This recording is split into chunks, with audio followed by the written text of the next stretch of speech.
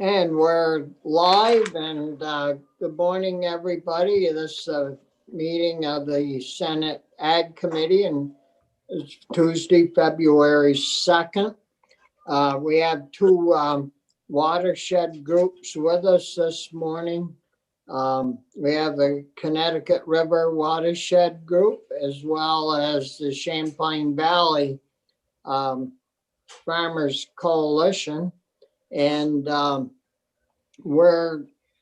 last week we had the Franklin County folks on that head up their watershed area, and Heather Darby and that crew. And so we'd like to hear a bit about how things are going in your respective areas, and how you think, if there's things that we should be doing, or any way that we can help the process to be better. I know all eyes are on us in the ag community, and I think you folks are. Personally, I think you're all doing very well and working hard and achieving some good goals, but it'd be good if we could hear from you. I think there's four of us committee members. I'm Bobby Starr and chair of the committee, and Chris. Chris Pearson from Chittenden County. Nice to see you all. Ryan Collmore from Rutland County. What Chris said. And Corey Parent from Franklin County and Alberg. Yeah, and you folks could introduce yourselves. As I guess we could do it right now, and then we'll just get into the discussion.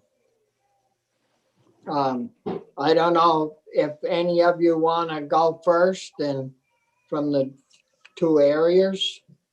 I have Brian Kemp at the head of my list. So you want to start, Brian?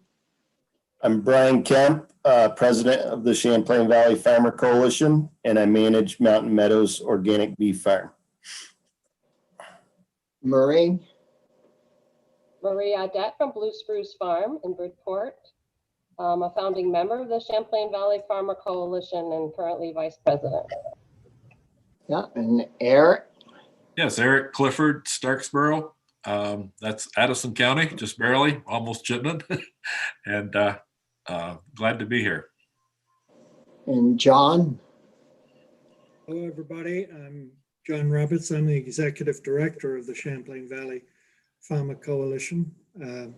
Formerly a farmer, formerly also one of the founding members of the coalition years ago, and glad to be here. Yeah, and from the Connecticut River group, Walt. Good morning. I'm Walt Gladstone down here in Bradford, Vermont. I'm part of the Connecticut River Watershed Alliance. Thank you for this opportunity this morning. Yeah, and Beth.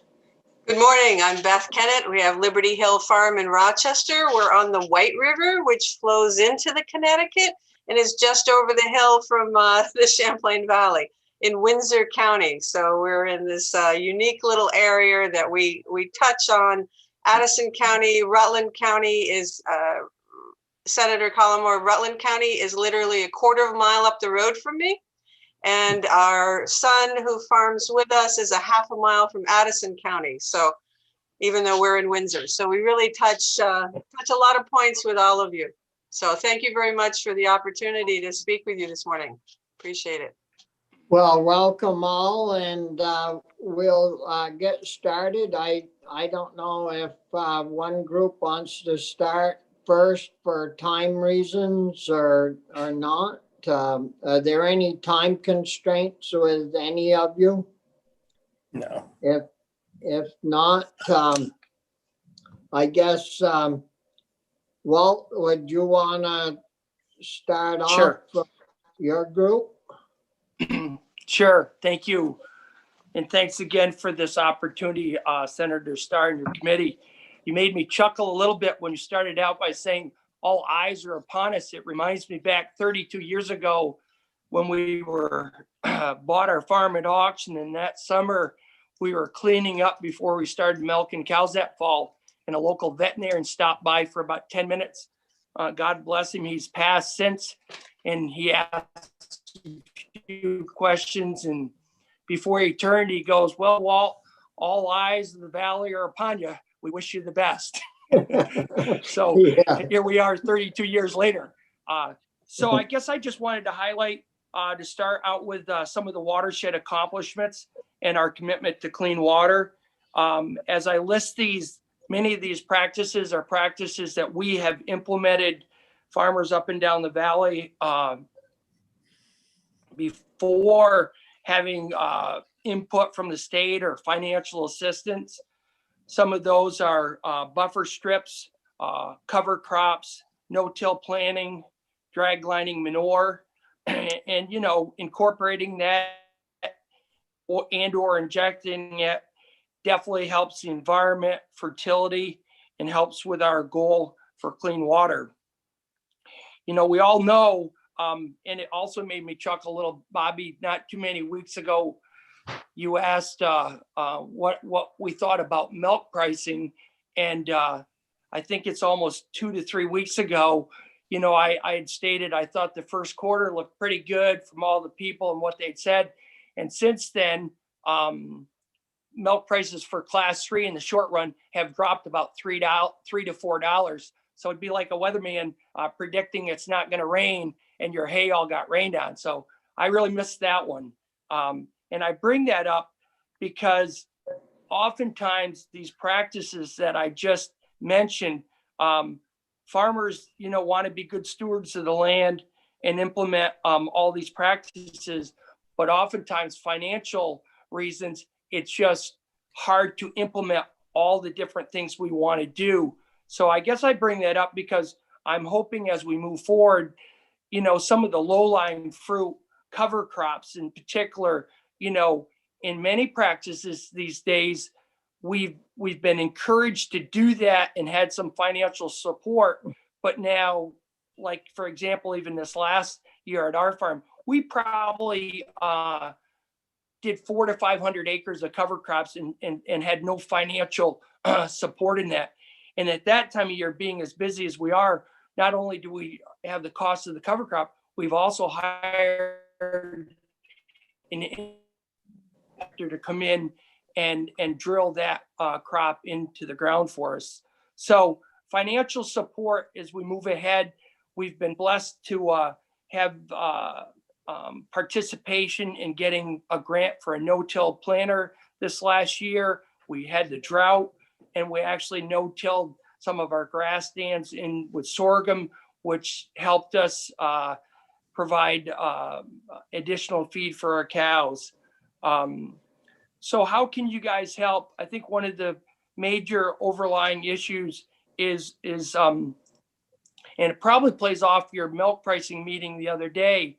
Go slow, be thoughtful, be mindful, try to understand the issues and regulate where you think it needs to be regulated. And, really make sure that implementation of the policies that you want to put in place, it's based on science. And a lot of this stuff, as we probably all know, a lot of it has to do with modeling. When we talk about the P index and Russell, and most recently I can speak to, the standard 590, which is our nutrient management standard, has been asked to be looked at again at the national level. And so they're making some changes, but as I understand it, and I would encourage your committee to look into it, our state, as I understand it, has taken some additional measures to even make it a bigger impact in what they want to see in that P index. And for example, our local TSP, the technical service provider for an LFO permit most recently. And our farm is about the same size. He had a farm that had about a 25 million gallon manure capacity to be permitted and was permitted to put on the land. And under this new look at the P, they may lose the opportunity to put about 8 million gallons of manure on that land. And so that simple math would be a third. And so I don't know whether that's right or wrong, but I think it really needs to make sure that this stuff is based on science and it's just not, trying to be overly cautious where it shouldn't. Just real briefly to the milk price of it the other day, as you guys heard, I really encourage you guys to take what steps you can to try to look at helping push the federal price. As Bob Gray said the other day, be careful who you put on that. But, the class 1 mover and how that PPD has impacted us negatively, it really needs to be taken a hard look. And lastly, how can you help? You can help us by looking at the cost side of our expense side on our farms and things like current use. What a great program. And we wouldn't want to lose sight of having that. I don't know if there's things with Efficiency Vermont, I guess it depends on which side of the equation you're at, but we're getting charged over 14 cents a kilowatt hour compared to some of our neighbors that might be as low as half of that. And so thank you for the opportunity to speak this morning. And I look forward to hearing what the other watersheds have to say. Thank you, Bob. Yeah, and before we leave you, Walt, when the Ag Agency sets up these nutrient management programs, do you know if they have ag farmers sitting on a board that helps analyze what soils will handle and or is that handed down? I honestly can't answer that, but Senator Starr, I think that oftentimes the technical service providers are involved with that to some degree. But most recently, as of this morning, I spoke to our guy, and I think some of that stuff is moving without enough knowledge from the technical service providers and the farm. And on our farm, we rely heavily on that person and that professional side of it to guide us with making sure that what's coming downstream is being looked at. And my understanding is that's an area that could have some improvement. So that's a great question. I'm glad you asked it. Yeah. So Beth, would you like to go next? I think Walt gave you quite a long list. I guess I was just going to say that I feel that we've really been very blessed to work collaboratively amongst the watersheds. And I think that it really goes to the fact that the farmers are really invested heavily in working on our environmental issues, working together. I know with our Connecticut River watershed, we did get grants, as Walt said, to get some no-till drills, seeders, get some equipment that we can share amongst the small farmers that are in our watershed. The farmers in our watershed, a lot of them can't afford to go and buy that equipment themselves. And so we have one of our board members, Steve Stocking, who has just gone miles and miles and miles over many acres to go around to small farms and bring this equipment that we can share together. And I think that's really, pretty unique opportunity there. And the fact that we all are working really diligently and really proactively to keep improving what we're doing and improving our stewardship is and we're working with the University of Vermont. I know you've heard from Heather Darby and all of Yep. her research. And we're actually using our own dairy promotion dollars to help invest in research there at UVM. Dairy Management Inc. has got a great research project going up at UVM, and we're invested. And we're invested in making our farms the best that they possibly can be. So we want to work with you. We don't want it to be an adversarial relationship between farmers and the state in any way whatsoever. This is something that we can unite together and work together. So thank you very much for this opportunity. And I think that our watershed group is really, really invested in how we can provide resources for our farmers across commodities and across all sizes and methodology. And I think, again, that's another strength that we have that we can bring to you, is it's not about, it's like Walt and I are both working together. It's not about what size or what methods. It's not about what commodity that we're in. It's all of us who work the land, really appreciating that and working the land together. So thank you, Senator Starr, and the whole committee. Yeah, and last week, I know some of the committee could pick up. We had Heather and the crew in from up above, up in Franklin County, and they had Heather had a very interesting presentation in regards to, no-till planting on corn ground over and over and over, and sod ground. It was a very interesting presentation, and the the tons per acre as a result, and I don't know if she shared that with all of you folks yet, but I thought that's the way we and you folks can present all these different practices and what's good for the soil and not good for the soil. And it was really very interesting. I think the latest research study out of Cornell on soil health is just phenomenal. And I think that's my point, is we are really working hard, moving in the right directions, and we've really made, phenomenal improvements and changes, and we are just working so hard to keep moving forward with this, and the research is backing that up. So it's great. Yeah.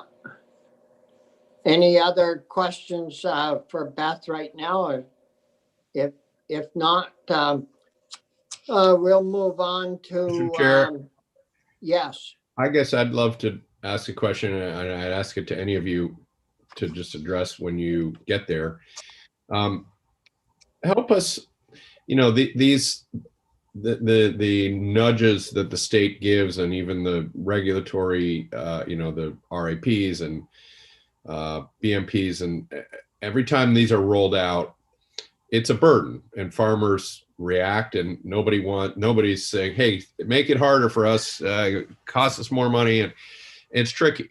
But I think by and large, we have been trying to ground it in science and in the research, and here you are all saying this is going kind of well with, you need assistance. I understand that, but help us understand it. Do you have any advice for us as we are, this is going to be an ongoing process. And I think I've certainly heard folks say, can you take it easy on us this year? It's been a hell of a year. I think we all feel that in some ways. But do you have any advice to us as my intuition is to try to incentivize behavior change as opposed to mandating it. But what, if anything, would you suggest to us to soften the blow and bring people along, as opposed to sort of making it a conflictual dynamic? And this is a hard question to answer, but I'd just be curious of any impression that y'all have. John? Well, I'd love to have a crack at that, Mr. Chair and Senator Pearson. Of course, incentives always work. particularly financial ones. So, you know, we are, I think all of us, all farmers are very interested in where this payment for ecosystem services is going to go. And there is a ways to go yet on figuring out a system that is fair, equitable, is measurable. It's like so much of what we do on the farm. So I do think when that is, it's been kind of on hold since last spring because of the COVID pandemic, but I gather it's about to be revived again, and hopefully something concrete will come out of that. I'm very interested in what other countries are doing, particularly Europe, on payment for ecosystem services. There is a general shift in a lot of places to that instead of a subsidy-based system. You know, there's no doubt that under the new administration in Washington that they have talked about this. So, you know, I think that'll be something we can work on together. Any other comments to Senator Pearson's question? Yeah, Walt? Well, I couldn't hear the full question because my audio keeps cutting in and out, but I think I got the basic understanding. I guess the thing that what I would recommend as well is to encourage the relationship between the ag department and the TSPs, and then it moves out to all the farms. The meeting the other night that was had between the three watersheds was just incredibly informative, and it was a wonderful meeting. Sometimes I feel, to the senator's question, I think if we can continue to try to collaborate and work together as you know, this nudge moves ahead, that's going to be the key for all of us to come together and feel like we're working more together. I think the collaboration part is really, really important. And sometimes I feel like there's been a little bit of a pushback between the TSPs and the ag department. And that's, I don't know if that's in the other watershed, so I don't want to be misleading, but with our planner, I feel like that's an area for improvement. And Walt, I know you aren't short on words. Have you brought that up with the secretary? You know, because that's who you need to talk to, is the boss, and not, you know, the lower help, because some of them you know, like to push their authority sometimes, and they forget that you know, they're working for people like you folks, and so I didn't know, have you ever brought that up to Anson? I've brought it up to the deputy secretary before. We've had a great relationship with both of those people, and they've done a great job. There has been, and you know how it goes, you know, I think that there was a time when the ag department felt like they had reached out and it didn't all come together. And all I'm saying is it's a new day. Let's keep moving forward. They might have thought at one point in time they had put out the olive leaf, and I think we got to keep working at it. Thank you for bringing that up. I will reach out again, but I would encourage you to do that as well. Thank you. Yeah, well, we're all pretty shy on this committee, so I don't know if we'd bring that up or not. Thanks, and so we'll go to Brian.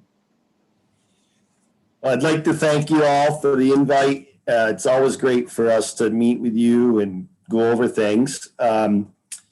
and you've heard from me numerous times. I'm gonna turn this over to our executive director, John Roberts.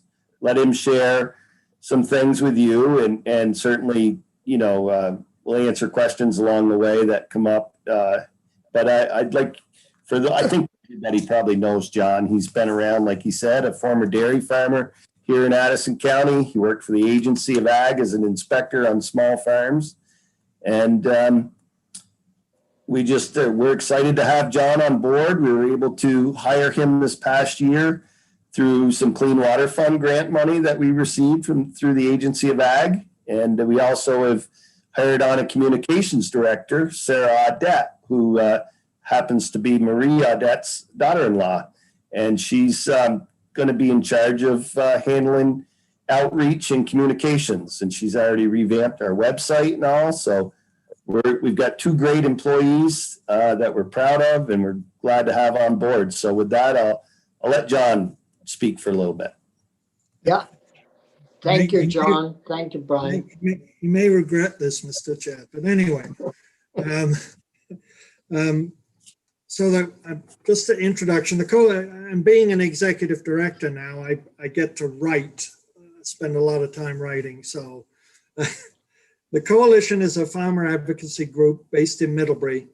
Though I've yet to make it there, I've been in my basement in Cornwall since I took this job. We have a membership of around 100 farmers and 40 agriculturally related businesses. Our farmers are both conventional and organic, from some of the largest in the state down to a beekeeper. Over 80,000 acres of farmland is part of our coalition in the counties of Addison, Rutland, and Chittenden. Our mission focus is economic resiliency, water quality, and environmental leadership. Our farmers are some of the leaders, along with our partners in the Farmers Watershed Alliance and the Connecticut River Watershed Farmers Alliance, in making management and structural changes to our operations that are showing progress in the reduction of phosphorus heading into Lake Champlain. This has been documented and reported in the latest report by ANRDEC, the Vermont Clean Water Initiative 2020 Performance Report, which shows the amount of progress that has been made. There is a long way to go, no question, but the right direction has been established and farmers are both on board to continue and increase this work. One of the things we in the coalition pride ourselves on is cooperating with our partners, clearly exhibited by the successful joint annual virtual meeting that Walt mentioned, that the three major watershed groups held last week. We have very similar goals and benefit from working together. In addition, I'm very keen to work with other groups like Farm Bureau, Rural Vermont, NOFA, New England Dairy, our milk cooperatives, and other smaller groups like ACORN or the Center for an Agricultural Economy, and so on and so forth. We all have far more in common with promoting Vermont agriculture and high quality nutritious food in an environmentally sound way than divide us. We are hoping to put 2020 behind us, learn from some of the positives that the pandemic has illustrated when it comes to Vermont agriculture, and move to the new normal, which I hope is not a plateau, but shows farmers' ability to adapt and move forward. There are big issues, not least of which is the continued importance of the environment, particularly linked with climate change. Nationally, the dairy industry has taken a lead with the goal through the Dairy Initiative Center to be net zero carbon by 2050 or sooner. Locally in Addison County, we have been reaching out to a local group, the Climate Economy Action Center, who have produced an initial study on greenhouse gas emissions in Addison County to make sure that the best available science is being followed. Farmers have the ability through how they manage their livestock, and more importantly, their soil, not only to reduce nutrient runoff, but significantly sequester carbon in healthier soil. This improvement in soil health is not limited to one type of farming, but can encompass the broad swath of farming and management styles. There is much yet to be learned about soil health and what it really means. We are actively participating in that science and cooperation. An important point that I know you'll appreciate is the need for continued and extensive farmer education. This is clearly demonstrated by the need to continue and expand support for the University of Vermont Agricultural College, the very important extension service from which we all benefit, and the Vermont Technical College. There is a lot of exciting innovation and research being done that needs to make it onto farms and into fields. Our coalition hopes to get back to in-field events this summer to continue to aid our farmers to reach and exceed both their environmental responsibility and ensure their economic future. We look forward to continuing to be a resource in the work that is done in the legislature and importantly, this committee, Mr. Chair. And if you have any questions, of course, I or Marie, Brian, or Eric be happy to answer. Thank you very much. Yeah, thank you, John. Are there questions from any of the committee members right now? If not, John, you talked about working with NOFA and rural Vermont and, you know, all the ag groups. What about, yeah, if we get pushback, it's usually from some environmental group. And I'm wondering if we work enough with them to deliver the message that what you folks are all doing and how well you're proceeding in creating a good environment and how hard you're working. I wonder, is there some way that we can get this message to those folks so that, you know, they aren't riding your backs and pointing fingers at our ag community? Have you thought about that? Oh, most definitely, Mr. Chair. And we are involved. I'm sure I've heard in the past about what was called the Dairy and Water Collaborative, headed up by Gil Livingston and Roger Albee and David Mears and others. And that kind of, it did meet a roadblock. It morphed in time, and it met a roadblock when there was this sort of, the environmental groups and the farmer groups were sort of could not bridge that gap. However, you know, I'm an optimist, possibly naive optimist. I do, and I am still working with Gil and others, and we're actually in a process right now to kind of figure out exactly where farmers are on this. So we've just started conducting a group of interviews with different farmers around the state. And, you know, we'll have to see where it goes. I think there is sometimes the farming communities, and I'm speaking generally, sometimes feel that there is sort of a purist mentality without recognizing the progress that is being made. And, you know, when we started working on cleaning up the lake, and, you know, that was about the time I started working for the agency in 2013, and the RAPs were being redeveloped, and we, you know, we're trying to figure out what needed to be done. And, you know, that's in time frame, 2014 is not that long ago. You know, 2016, the Clean Water Act was passed, and, you know, a significant amount of progress has been made in 4 or 5 years. We are going to have issues that we are going to have differences about. There's no doubt about that. the same as we do have, as I have said to my compatriots in rural Vermont or NOFA, you know, we are going to have things that we disagree on occasionally. Hopefully it's occasionally. But I would always be upfront with them and say, you know, we cannot support you on that, and this is why. Or they hopefully could say the same to us, and hopefully we'd be able to see the benefits of far outweigh our differences. Yeah. You know, it's evolving all the time. So I'm hoping, I'm always hopeful, Mr. Chair. Yeah, thank you, John. Brian? And I just to add quickly to that, you know, Marie and I both were part of that Dairy Water Collaborative right along through the way, and have talked with Gil. And you know, John hit it on the head. We came to kind of a little bit of an impasse, you know, even though, you know, Gil and have worked tirelessly to try to facilitate this.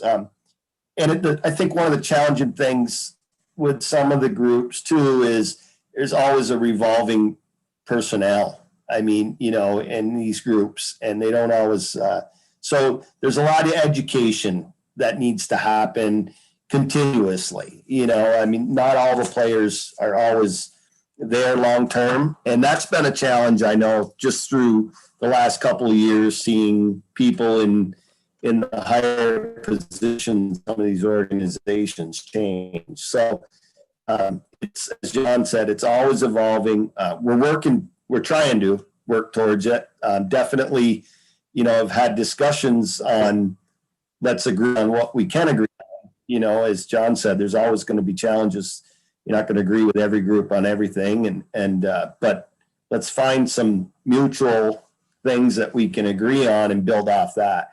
And you know, in defense of, you know, the environmental groups, you know, I think there is truly some players there that want to do the same, you know, but it is challenging. They're large groups. They're in some cases, and there's a lot of different perspectives within each group, even in our own groups. So, Yeah. Yes, Beth?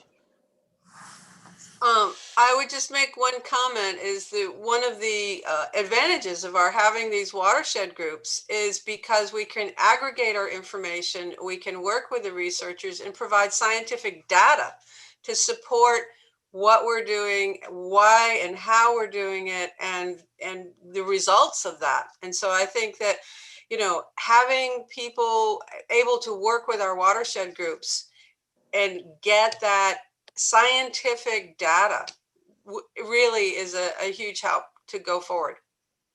Yeah, I don't believe we as a committee have seen that report out of Cornell University, but we'll have Linda set and you get need that to get for it because it's really, really tremendous.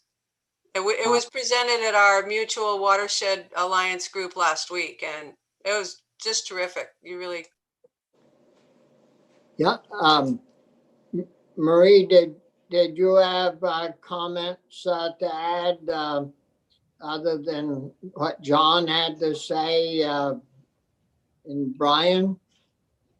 I really I spent a lot of time putting my thoughts on paper, and I hope that you did have a chance to read, you know, the commentary that I wrote, and possibly I'll give it to Linda to send it around, and that, you know, because I condensed what was 6 pages into 2 pages so people will actually read it. But I really agree with Beth's comments. What we're really stressing is results, and we're really investing in the science so that we can continually improve and build, you know, something that's real, not just emotional, but results that are going to matter for our next generations. Because we're all on this, and all of us have future generations. I see my son working as hard as we used to when we were younger, and they want to be optimistic, but they want to live in a community that wants them to be here. And that's what I want for Vermont. I want us in agriculture to feel valued. And I'm telling you that simple thing is to, when you know that you matter and you're valued, you'll jump through hoops to do what's right for your community. I'm not going to take a lot more time because I'm here a lot too. And if Eric wants to jump in. Yeah, yeah, we'll move on to Eric. Thanks, Murray. And Linda, you sent that to Linda, did you? So she can send it to us. We're working on it. Yeah, okay. Good morning, Eric. Welcome. Good morning. Yeah, glad to be here. Thank you. Just a couple of points. The farmers working together, farmers helping farmers, and in our case in the Addison County, the coalition members helping the coalition members. It's just awesome stuff. And it is all about education and how we figure out how to do things better. And I really believe that these watershed groups it's just the way to go. And it's really encouraging to me. The other thing I just wanted to talk a little bit about was that I'll use an example of their no-till, and it is relatively new. I've been doing it for 10 years. I made a commitment back there that I really felt that the no-till was the way to go. But I have to tell you, it's not easy. And with all the help and with all the science and everything, it's still one of the most nerve-wracking things that you could do on a dairy farm.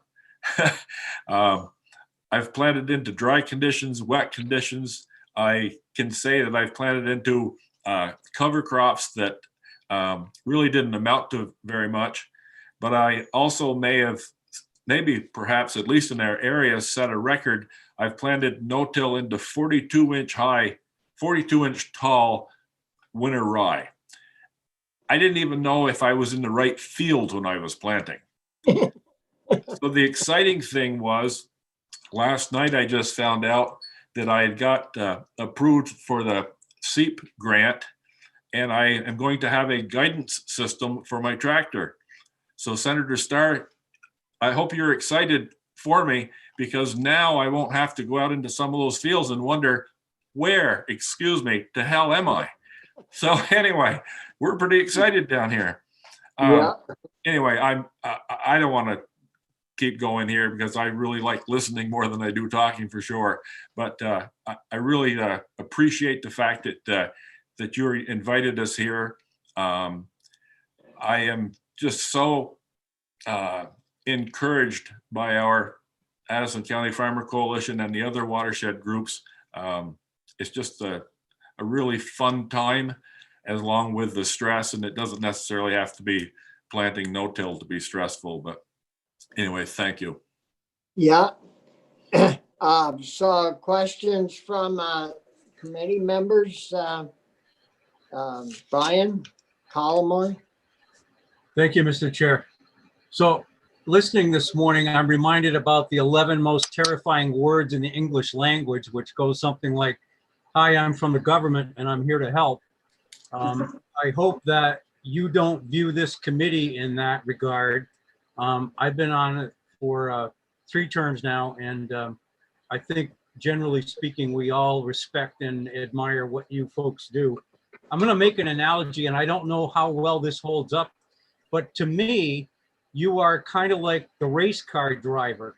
You take care of your vehicle, you change the oil, and you make sure you have good tires on it, and the motor's running, because otherwise it doesn't work well and you never would win a race. So I don't care if you're conventional or organic. I don't care if it's dairy or crop farmers or maple or forestry or anything else. I think this committee does appreciate your work and thank you for what you do. And it's been a pleasure to have you here. And Beth, I don't care if it's the White River or the Connecticut River or Lake Champlain. It's all the same. It really is. Our farming community really does a great job. Yeah, Brian Kemp. You're on mute, Brian. There. I would like to thank you for that statement, Senator Cullimore. And I myself, and I think on behalf of the coalition, would just like to say that I think we have always felt very, very supported by this committee, and along with the House Committee on Ag. I feel like you guys always are listening. You hear what we say. It doesn't fall on deaf ears. And you guys have a challenging job, and you're getting pressure from a lot of different directions, and we understand that. But I truly believe it's always an honor for us to be able to speak with you folks one-on-one like this, and just, you know, by all means, we know you work for us. We know you understand our situations, but anytime that you do have questions, you know, feel free to reach out to any of us, and more than happy. And even, I have to admit, the Zoom works better than driving to Montpelier. Yeah, it does. We can have a 2-hour meeting here instead of a 2-hour meeting in a 2-hour commute. So I think this works great. And you know, as the session goes on, I think anytime you have questions, really encouraged to have Linda reach out to us like you have in the past. Senator Pearson, I just wanted to touch on your question a little bit about, you know, going this the question about the grounded on science. You know, we're working closely, as John said, with the PES, the payment for ecosystem services, and that is going to start back up. But I was just on a Zoom meeting yesterday with John Winston. And John, I think, is either going to meet with you folks or something like that. But John was working off a grant, looking at how to not get into all the details of setting up a PES, but what it would look like. And I have to tell you, he's done a great job. And I hope if he hasn't shared that with you, he's going to. But there's a lot of work going into it. It is a long road to figure it all out. But to incentivize the farmers, I think, is key. And NRCS has been a great tool for all of us. But as we all know, NRCS and the Ag Agency, a lot of those dollars in the past have been to fix problems.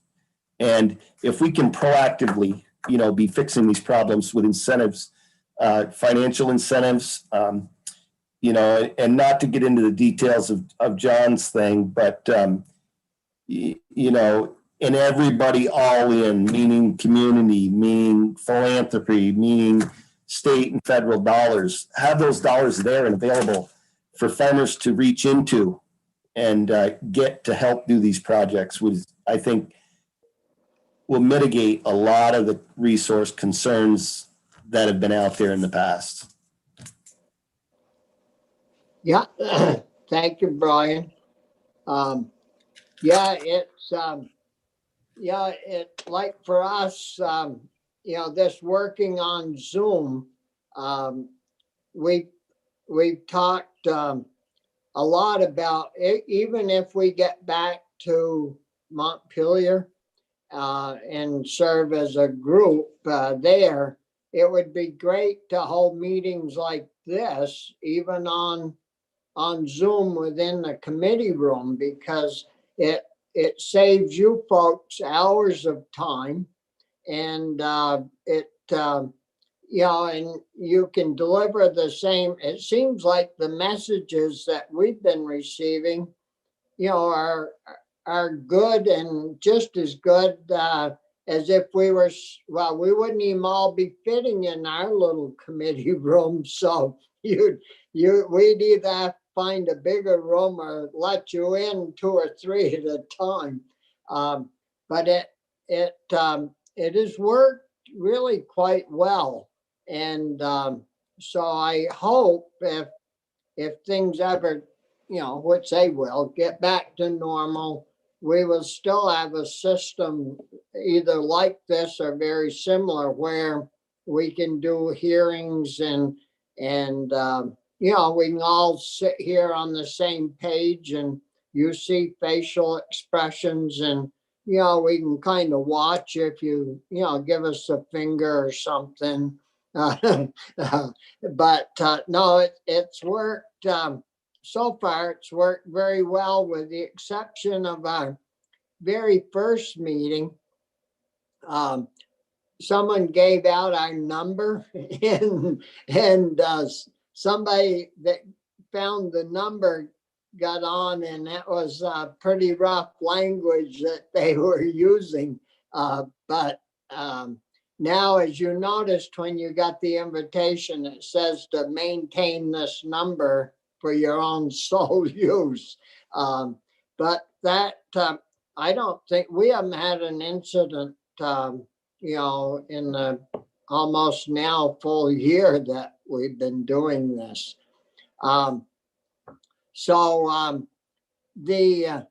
Beth just sent a note, and you guys don't have to look for parking in Montpelier when you get there and spend a bunch of time doing that. It's going well. I don't know, are there other questions from committee members?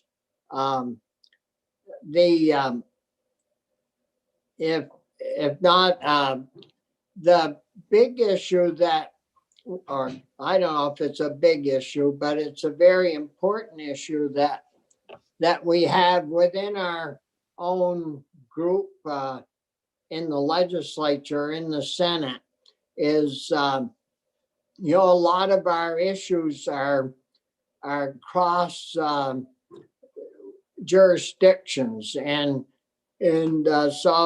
if a bill dealing with water quality and all that leaves our room, it usually gets looked at over in natural resources. And it, they hear from very different folks than from you folks. And it's kind of too bad that we couldn't do more joint hearings so they would hear the same thing we hear and understand in that room how hard you folks are all working in a very positive direction to correct any of the infractions that some people think that are happening. So maybe that, I think having Senator Pearson on our committee, who used to be on natural resources, has helped considerably. And, that communications is very important. So Perrin, are you on that committee now? Natural resources? Yeah. I was last term. No, I'm on institutions in the afternoon. No, you didn't make it back in there. But that to keep that communications open is very important to our success and your success, and I think the whole state of Vermont's success. John? Well, on that note, Mr. Chair, of course, the chair of the Natural Resources is one of our home senators, Chris Bray. At any time you could let Senator Bray know that we would be only too delighted to talk to him and his committee at any time.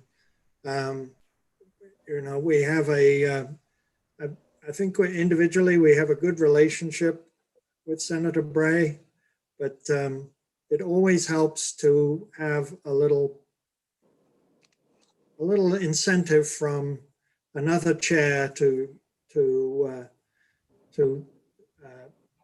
reach out to us, especially now when clearly climate has risen to the top of the agenda, if not very near to the top, and is being pushed significantly by the new administration. And we have this sort of unique situation where farmers are often blamed for their environmental impact, although I don't understand how you can grow food without some environmental impact. But they're also being looked at as a significant solution, or in their ability through their grazing livestock, through their soil activities, cover cropping, building soil health, to sequestering carbon. So, I mean, it's just another emphasis of how everything is integrated together. And just one other little fact about these Zoom calls is I'm sure all of you in the legislature are seeing how important universal broadband is going to be to this state. Yes. And it's important to communicate. It's important for businesses to be able to get to their customers. Just a little plug. Yeah. Thank you, John. Marie and Beth, both of you had your hands up. I don't know which one first, but Well, I was actually, John kind of brought up when you mentioned natural resources, and of course, Senator Bray is our senator, and he just wrote an amazing piece on climate change, as did I. But you know, even though he's from our county and we have such an amazing group, you know, through our coalition and through active work on climate, he neglected to include agriculture as part of the climate solution. So we really do need to communicate more with natural resources, and anything you guys can do to help us get there, we would appreciate. yeah. Well, I think it's important that it's always been important that we all work together. Just some people kind of forget that. Beth? Yes, thank you, Senator. So I'm going to say something kind of positive that has happened on our side of the state, in that our Connecticut River Watershed Farmers Alliance group has worked with environmental groups with the Great River Hydro. And I presume that you all are very aware that we're in the midst of relicensing the hydro dams along the Connecticut River, and that relicensing will be in effect for the next 50 years. And because we have this Farmers Alliance watershed group, we have been able to have a voice at the table with these relicensing permits. And we have been able to get Great River Hydro to amend their manner of operating the dams, so that we're looking at their doing it as a run of river rather than how they have been operating them for the last few years. If you're not familiar with that, they were operating the dams, generating power dependent upon the spot market. So essentially, you know, when the price went up on Wall Street, they let the water go. And letting that water go, Walt can probably attest on his fields, can make a difference of 4 feet in a matter of hours. That has a huge impact on the erosion, the stability of the banks. And if a farmer has hay down, then it's underwater and stays that way.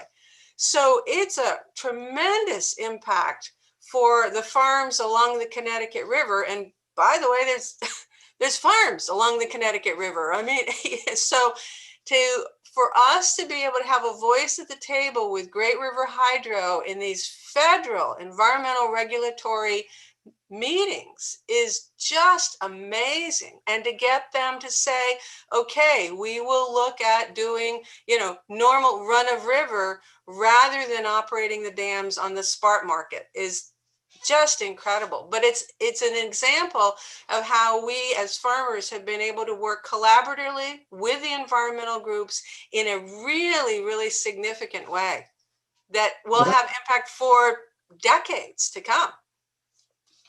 Well, that's really good news to hear that they're willing to work with you, and it's working quite well, I take. Right. And also there may be a mitigation fund set up as well. I don't know, again, I presume that you all know that the dams on the Connecticut provide a significant amount of power for Boston. So, you know, the Yeah. fact that our little farmer group on the Connecticut River has a voice in that, to me is really amazing. So there's really a lot of positive stuff going on. Yeah. Chris, Chris? Senator Polina and I, among others, many years ago, pushed for Vermont to buy those dams, and that was a real mistake. I wish we had prevailed. But I just want to say, you know, we're evolving too, right? The legislature really, in this way, is reflective of the community. There was a time when Senate Natural Resources and House Natural Resources and Energy were the climate committees, and that was it. If you wanted to deal with global warming, any of those things, you went to those committees. It is now clearly evolving so that we understand this touches every facet of our economy, and certainly ag and forests, and a whole host of other issues. And so in that way, you know, I think we're indicative of the evolution, just as you all are. Maybe 10, 15 years ago, farmers wouldn't have understood their central role in this challenge. Now it's ubiquitous. It doesn't matter where you go in the state, you know, particularly because we're seeing increased rainfall in Vermont as an impact of climate. Farmers have a PhD. I remember Brian in a meeting we had in Addison County talking about wetlands, and I hold on to your comments, Brian, very clearly about you're dealing with rain and having to you know, deal with that challenge that is front and center for all of you. So you know, to me, it's very encouraging that has evolved. And I just want to point out, you know, Beth, you said, I assume you all know. I wouldn't assume we all know as much as maybe you think. No. We're scrapping No. and trying to figure it out just as much as everybody else, and trying to digest the best thinking that we've got around the state, and as somebody said, competing interests, and but propping up the rural and farm economy as a humongous, you know, really central part of the solution, particularly for Vermont, I think. So thank you for all your work. I just wanted to share that. Yep. Are there other questions from any of the guests or committee members? Yes, Walt? You're muted, Walt. There you You go. weren't sounding too good muted. Okay. No, I guess I apologize. I could only hear about half of what's going on here for whatever reason. You know, we talk about this technology, but I guess I caught enough of it that what resonates is communication, collaboration, and education. And like I say, it's like me trying to speak with some of my Mexican fellows. I can't get all of it, just a little bit of it. And I apologize for that, but that clearly resonates. Just these two, our organizations, and like you say, A&R and the Ag Department, the more we can all communicate together and work together, we can keep moving ahead. Thank you. Yeah, that's so true. John? Well, I just wanted to pick up on one word that Senator Pearson said, wetlands. Wetlands are near and dear to our heart in Addison County. And I know in my time with the agency, although I was not involved in it at all, that there is a very strong difference of opinion, I think that's putting it mildly, between the agency and A&R on the definition and the enforcement of the law on wetlands. At some point, we need to resolve that. And we need to understand, and I don't think it's necessarily needing to recognize a past situation of an agricultural exemption. It's recognizing what is actually happening. I mean, we know that NRCS keep telling us that we are increasing the amount of wetlands in this state, almost 400 or 500 acres a year, by incentivized programs that are getting farmers back to restoring wetlands. And yet, we don't seem to be able to get that point across to A&R. And the situation where you have, for example, a access road that is historical to a farm field that now goes through a wetland, and the farmer is not able to fix a culvert, which, yes, will have a minor impact on the wetland for a short period of time while that culvert, for example, is fixed. But, and I'm saying more than I should, or you probably want to go at this time, but at some point I would love, and I know our organization, we want to get this resolved, because it's a real headache, particularly when we're on these hydric soils in Addison County. Thank you. Seems like we had quite a discussion in regards to that issue maybe a year or two ago. I don't know if Chris was on the committee then, but I'm sure Senator Collmore was. And we went around and around on that, and I guess we never did get to a resolution. But I know we've had that discussion back a while back. Brian Kemp? As you say, we've been dealing with this now for a couple of years. I was actually on the wetlands working group that the legislative body asked the Ag Agency and A&R to put together. And, again, with COVID, all of those working groups, have kind of been put on the side. But, the frustrating part for us was we got called into that working group. We, meaning the farmer groups, got called into that at like the 11th hour. The decisions had been made to write the rules from A&R, and we had virtually no input. And there's, as we've discussed in this committee before, in the past, there's been a lot of friction between A&R and the Ag Agency over this issue.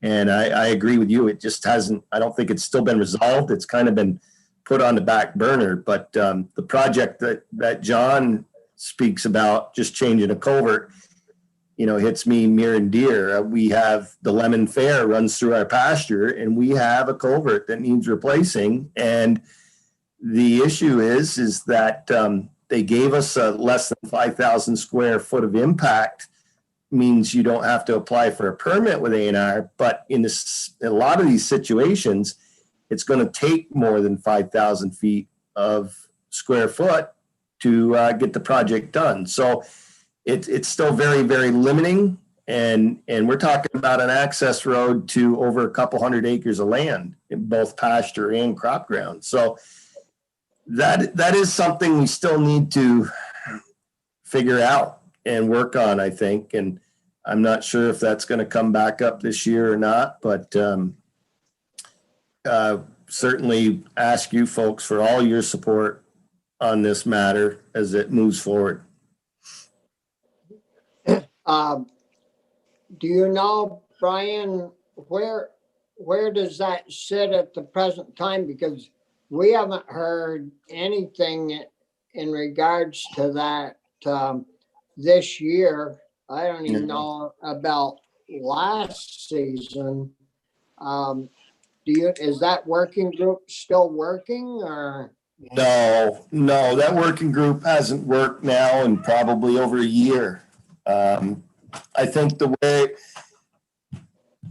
my best recall is at the end of that working group when it kind of dissolved, and it even kind of dissolved before COVID, so I can't blame it on that, but A&R was still going to write some recommendations. And I don't know where things went from there, to be honest with you. I don't know if that report ever got finalized or not. I'm having a tough time remembering, but I think it's going to be an ongoing issue. You know, wetlands, it was always, as John said, there was an exemption for ag practices, making food, fiber, and ag products were exempt. And I think through former administrations, it was a mutual understanding. And then I don't know about the time that there was an administration change and different players, got into different positions. The mentality changed somewhere along the line there. And I don't think anything's been resolved, to be honest with you, that I know of. Well, I don't want to give you any bad news, but it took us 2 years to fix the bathrooms at Addison County Field Days. So, wish us well, and we'll get to work on. But that was a total fiasco. The restrooms at your Field Days in that new building, and I think that finally got resolved this year, and you didn't even have a Field Days. So we'll look into that in regards to the wetlands issue. Anything else that anyone would like to bring up? If not, we certainly want to thank you for your time this morning. I think it's been a very productive discussion that we've had, and we'll be working on some of the points that you folks brought up, and must say, just keep up the good work. And if you have, in the future, if you have any issues that you want to bring to the committee, we'd be more than glad to hear from you anytime. Chris? Well, just to say, Senator Parent has been listening. He texted me to say that his internet's a little flaky. Well, if you run into that, you may try turning your camera off. That might push it to the sound. But anyway, thank you, everybody. Good discussion. Thank you. Thank you. Thank you. Thank you, folks. Thank you, everyone. Have a good day. Bye now. Yeah.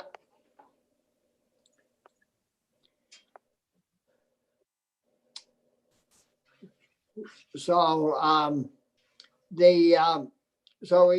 we've got a few things that we can look at and talk about with that they brought up this morning, but it sounds like those watershed groups are really getting tuned in to, making things a lot better. And I don't know, it probably isn't as fast as some things, but when you think about the whole thing, it took us hundreds of years to get to the point where we are. We aren't going to get them all resolved too quickly.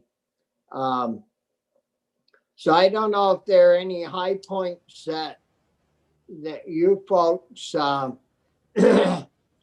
picked up on that where we should get a handle on, but I tried to keep a few notes and got some of the high points. And once we get Michael's supposed to be back with us this week, so that'll be a great help and you know, we can get rolling on that.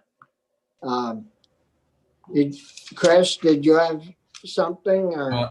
I was just curious if you have a concept for bills that we aim to pass in the next, you know, now we're into February, so Well, uh, yeah, I'm hoping it's the soil, chicken, compost, whatever.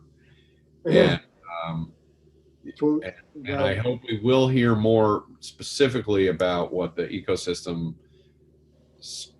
you know, needs are, because you know, I think it's something we've supported in the past, but it's not clear to me what the ask is. well, the the chicken bill, you know, I think the composting bill, very important, and we need to get that one done. The food programs at the hot lunch, universal meals. I talked with Kay, is it Kay? Faye, this morning, and hopefully Jim, they're going to work with Jim and the draftsman on putting together the universal meals. There's 3 different things there that we've worked on in the past that will incorporate into one bill. And You're talking about the incentive for local purchasing? yeah, that's in there, and something else. There's one more issue. So there'll be 3 issues that we've worked on to some degree in the past, and in bill form they'll be incorporated into one bill. And then the issue that we heard on Friday, I guess it was, from Alan Keeler, you know, that I think that's a way to move forward into the future is that type of deal. And they're going to be in, I think it's Friday, and hopefully Michael can be with us. And if you guys think as I'm thinking, you know, we'll start moving toward a bill dealing with that issue. So, you know, and then we've got these little sideline deals that we got to kind of keep up with and try to remember, you know, that where we can help out and you know, like from our conversation this morning and from the conversations that we had last week with the Franklin County people, there's those fill-in things that we need to keep bringing along, but those other 3 main ones are I think the main issues that we want to certainly deal with.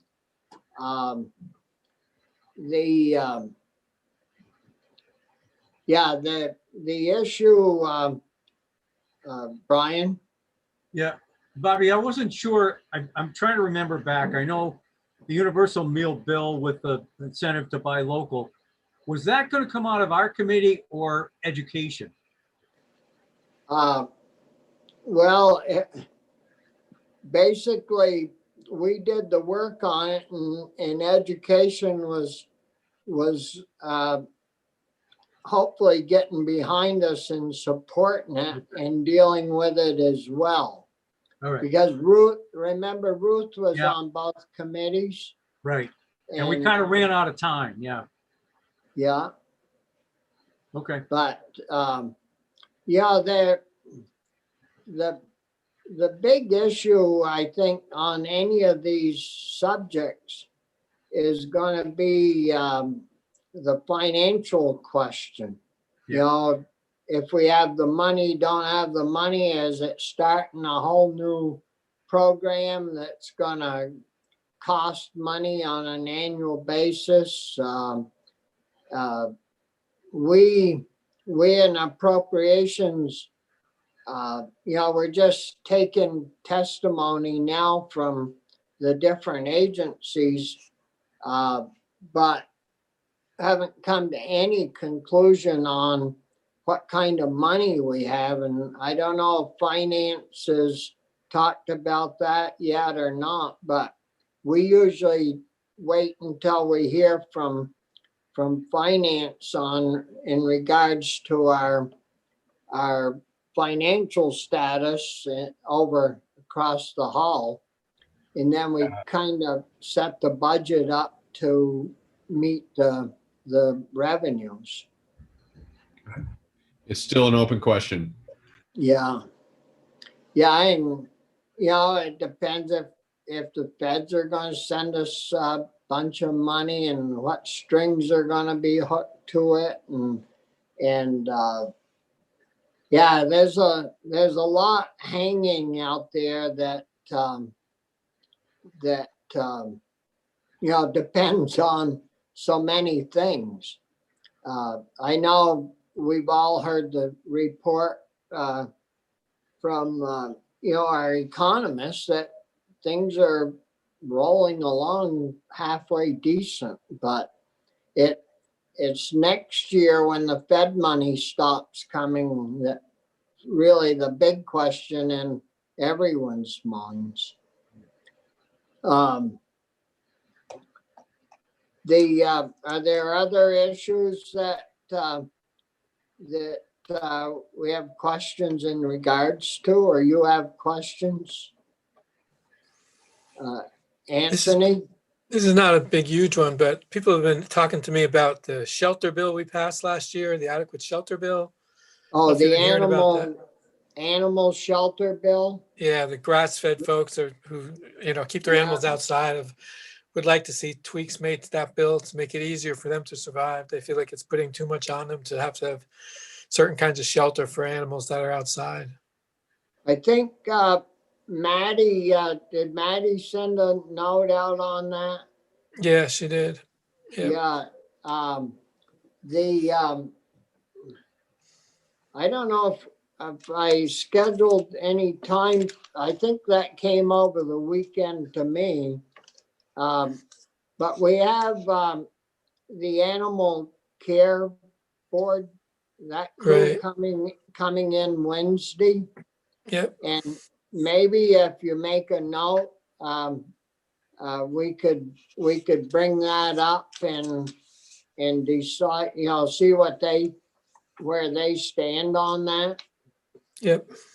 And but that that's something that's on the to-do list, and that's very customary that sometimes after you've implemented a law that you have to make tweaks and changes. Sure. Is that something, Anthony, that you'd want to look into? I think so. Yep. And now Michael's back, so we've got a draft person. If you could look into that, it might give us a head start on it. Yep. Okay. Yeah. Bobby, do we understand the House to be sending over a miscellaneous bill of some kind? Yes, and I haven't got a clue what's going to be in it yet, and I don't know if Carolyn, we've still got to sit down one of these days and have a discussion, because I want to bring her up to speed on what we're doing and thinking of doing, and vice versa. So that should be happening. I've Linda set something up. Good. Well, it just gives us a little time in terms of adding a few things. If we do look at the shelter thing, it might be worth having some of the folks from Ag Extension, because after all, that's a place where the state is trying to promote grazers, and then if we made some mistakes in the shelter bill, the other hand is making it harder for them. So they may have a good perspective, but I do hope we can fix that if indeed it sounds like there is a problem. I've heard that too. Yeah, and if we beef up the beef issue, you know, there's going to be more of that as we move forward. So, and a lot of people are you know, getting into the animal raising, not industry, but right at home. You know, I know you almost called it a business. Yeah.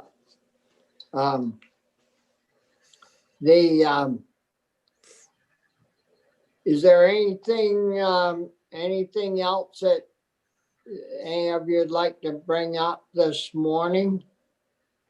No. No.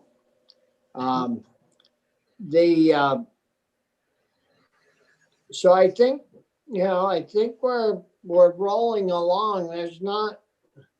I don't think there's too many more groups on the list after this week that have requested time in front of the committee, and sometimes you wonder, you know, if we ever gonna get to work, or are we just gonna listen to people? But it's customary to, you know, these folks, when they call and like to be heard, it's you know, it's the right thing to do. And sometimes you learn some very important points from hearing them. So, but I don't think too many more groups after this week to get in, or they have requested time before the committee. So I guess with that, we're going to be, we've got just a caucus at noontime. Yep. And then get ready for, well, I've got to be in committee at 1. I don't know about the rest of you, but yeah. Well, if there isn't anything else, we'll call it a morning. My iPad keeps track of how many hours a day I'm online, and last week it was 7.5 hours a day. You know, so Zoom meetings are really draining me. I'm draining all of us. Sure. Almost every night there's some meetings, and gee whiz.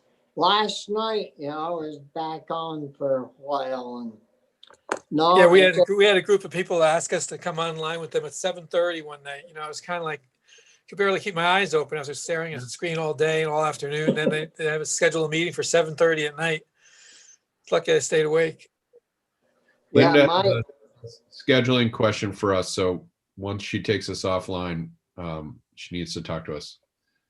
Yeah. Okay.